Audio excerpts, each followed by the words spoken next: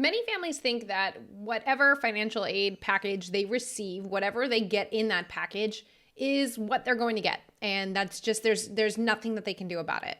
But if that's you, then you might be surprised to hear that you actually can appeal a financial aid package.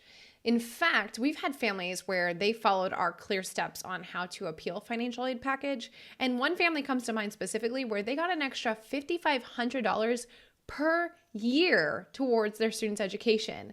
That's $22,000. That's a huge difference when it comes to paying for college. So for some people, the financial aid appeal process is well worth the effort. So the thing is, when you want to appeal financial aid, though, you can't just do it just because you want to. You have to have some specific reasons. And so in this video, I want to show you 4 good reasons why to appeal financial aid. Hey there, my name is Jocelyn Pineda-Pearson, founder of the Scholarship System and Debt-Free Degree Lab, where we redefine paying for college to help families build strong financial futures so that they don't have to focus on paying off a ton of student loan debt for decades to come. Now, our main weapon for getting students through college without any debt is primarily focusing on scholarships, but financial aid is a huge part of that effort as well. So let's go ahead and jump in.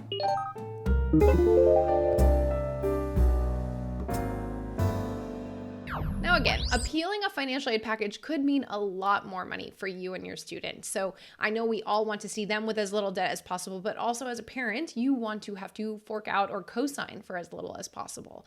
And again, that's where the appeal process can come in. But again, there has to be a valid reason. So appeals that if they're submitted just without a good reason, then they're more than likely going to be rejected. Now, before I dive in, comment below, what do you think is a reason to appeal financial aid? Maybe it's something I'll forget to mention today, and if so, then I'll reply back and let you know that that is indeed a good reason if I didn't cover it. Now, appeals aren't black and white. In fact, I had the opportunity to interview someone from the UC system, the University of California system, that was on the boards for approving or denying appeals. And she said it's not always black and white. However, there are some very clear reasons that are just absolutely grounds for appealing the financial aid. And so that's what I'm going to focus on today, but I will show some of the gray area as well. So the first and most clear reason to appeal financial aid is if there's a significant change in your family's financial situation. So remember that FAFSA is based on prior tax year. That means that a lot could have changed since then. CSS profile, maybe also numbers that you had to submit for that. Maybe they're very different. So this could be things like loss of a job or divorce, or maybe death of a breadwinner or large medical bills. There's just any kind of extenuating circumstances that really change the numbers that you had to submit for FAFSA or CSS profile. So for example, say 2 years ago, you and your spouse were both working, you both made a decent salary, and that's the numbers that you have to submit for the tax year. However, since then, maybe you've lost your job, or maybe one of you have lost your job. Then that is something where I would suggest submitting FAFSA right away and then immediately contacting the school to appeal.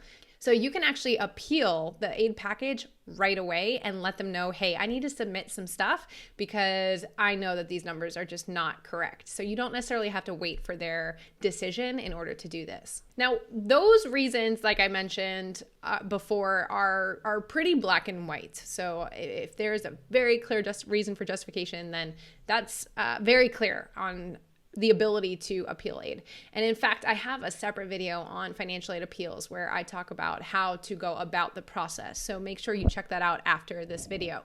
Now, the second one is a little bit more gray. It's not as black and white, and that is if you have increased merit.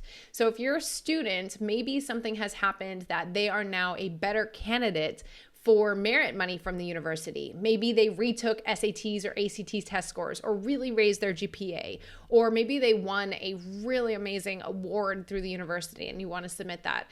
Something that could really push them over the edge into a new bracket as far as merit money.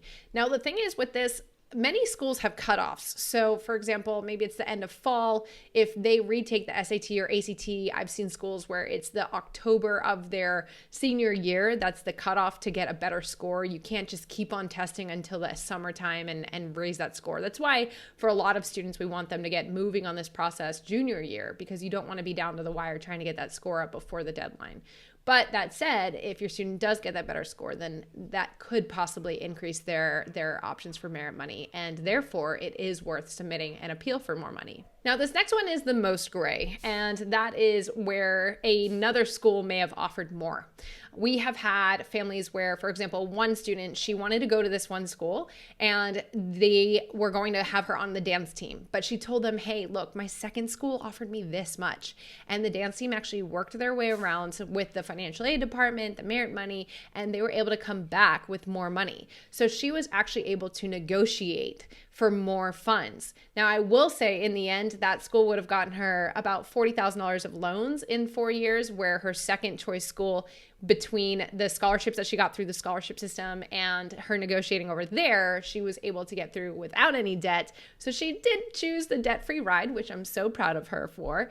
But she still did get an offer for more money from that first school just by bringing them the other offer.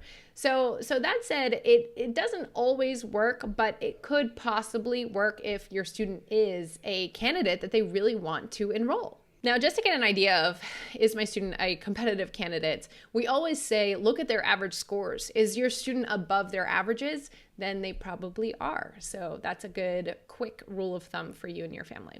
Okay, now the fourth and final one is actually really black and white, and that is if there's an error. So mistakes happen. Sometimes families will submit something wrong, maybe use the prior year for tax information, not prior year, or maybe there was something wrong with your taxes and they had to be fixed and therefore you need to resubmit FAFSA. So if there's any kind of error in any of the numbers submitted or any of the tax information that was pulled, then absolutely you want to submit an appeal. And again, this is where you can submit that as soon as you recognize that mistake rather than waiting until they make the decisions and figure out the aid package.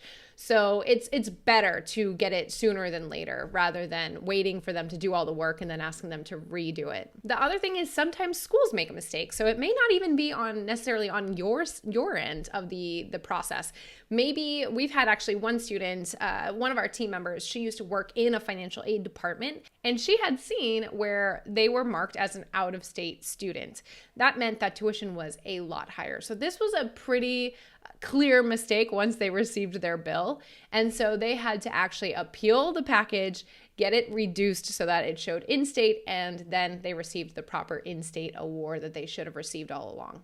So that is just a very clear example where we absolutely have to submit an appeal to have them reassess what they gave. So again, financial aid appeals, they're not always black and white. Sometimes they can be a little blurry.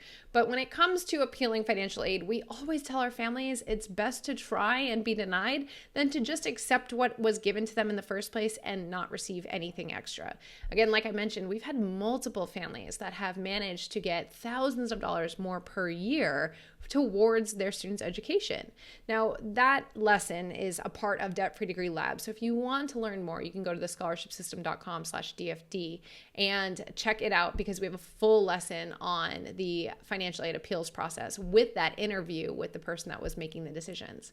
Now, beyond financial aid appeal, the thing to note here is that this is actually something that can be done every single year your student is in college. Every single year you're supposed to resubmit FAFSA, which means every single year it can be re-appealed for different reasons. So it really depends on if your family's situation changes, and just know that this is not only when your student's a senior and trying to enroll for the fall semester. This can be any year. And then on top of this, getting the most financial aid is of course a huge step in bringing down the cost of college.